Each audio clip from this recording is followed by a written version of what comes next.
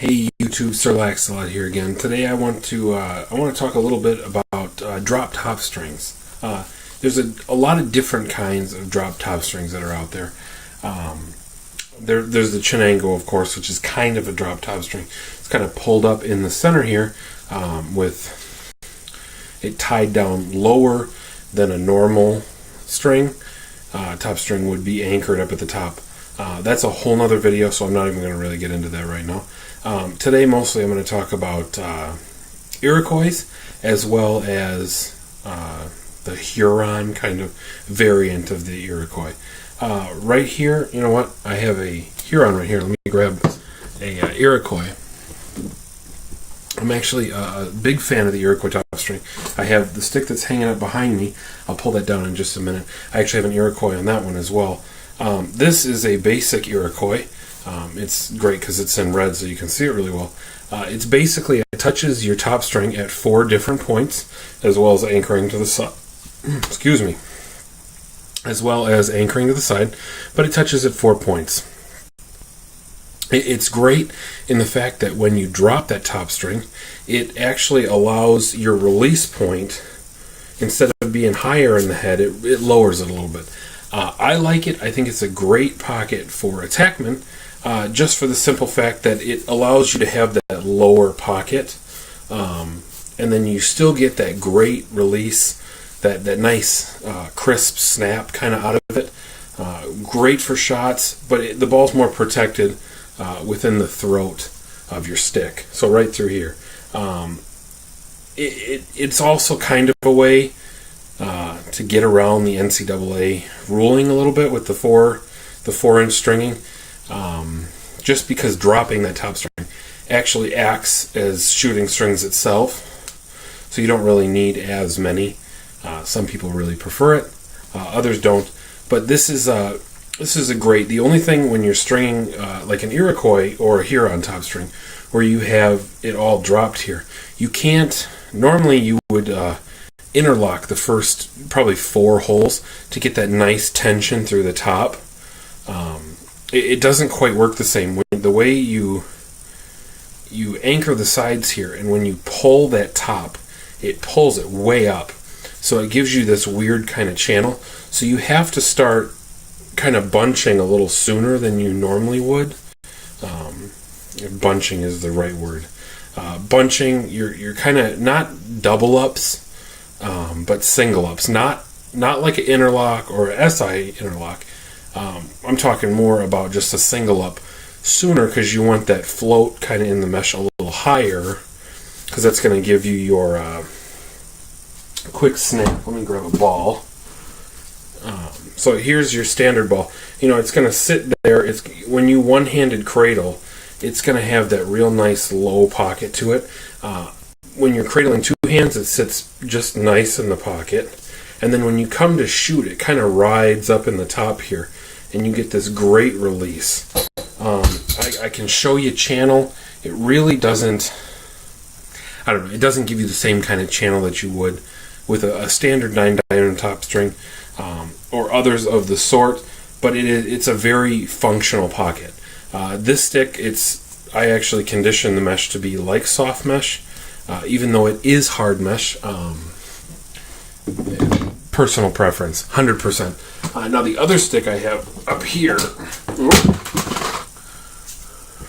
drop my bracket.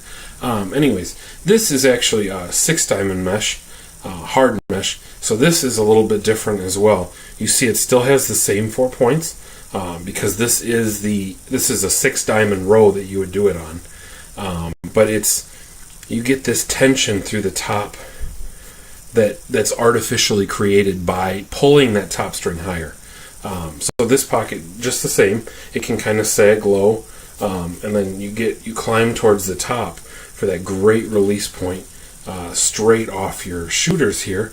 All my sticks are different, I will say. The one I just showed you, that's the 20 or the 10-diamond mesh, that has 1 straight cotton shooter and then a nylon. This one on the monster mesh, I actually like the 2, and I wove them in opposite directions of each other. That's just for look, kind of. But there's the 2 cotton shooters, and then the one nylon. So this really doesn't float out of the top of your scoop at all. Another one I did, and this is actually for another guy. This is in the Nike Legacy head, and I actually gave him 3 cotton shooters as well as a nylon shooter, and real hard mesh. He's a midfielder by trade, so I didn't really give him that low option to the pocket, just because he doesn't really need it, and it gives him a little bit more crispness because the pocket doesn't float so much.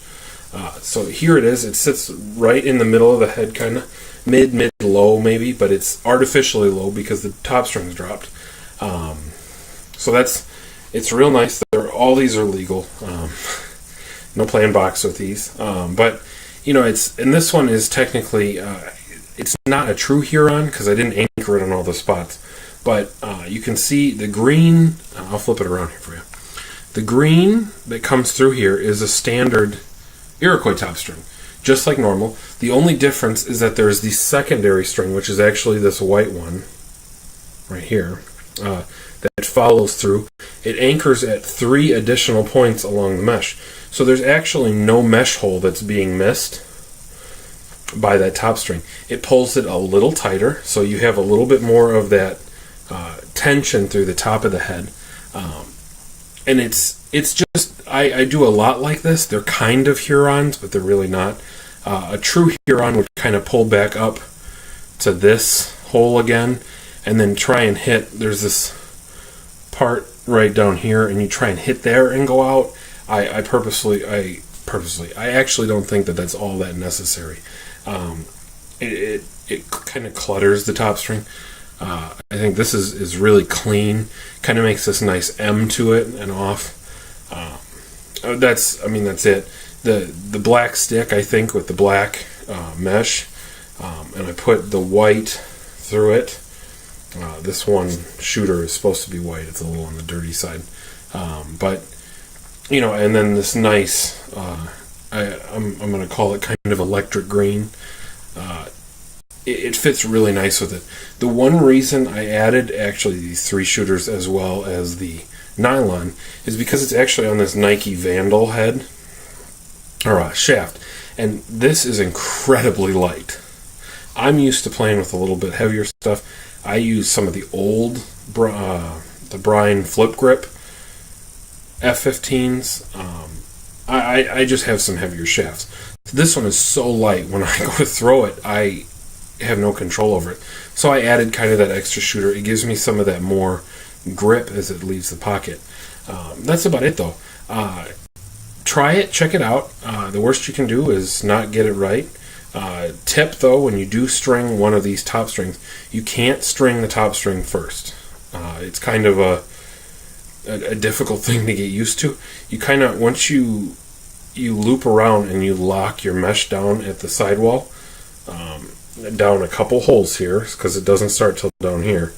When you lock that down, I do a couple interlocks all the way down, and then I pull the 2 strings and just put them through one of these bottom holes, and I tie them off so that they stay tight, so that the first couple holes on either side is tight, and then I string my top string, and then I can come back and finish the sidewalls to get that pocket where I would like it. It's a interesting procedure. Some guys actually string the sidewalls completely. You really have to know what you're doing for that, and you have to know your patterns to know exactly on that head where you're going to get that pocket. And then it still throws it off because you're still yanking that top string back up. So it's a trial and error thing. I tried. I actually really like it. For attackman, it's a good MIDI stick though too. It is. It has that crisp passes out of it. You vacuum ground balls up because it's so tight through the top here. They just slip right into this deep pocket and they don't come out.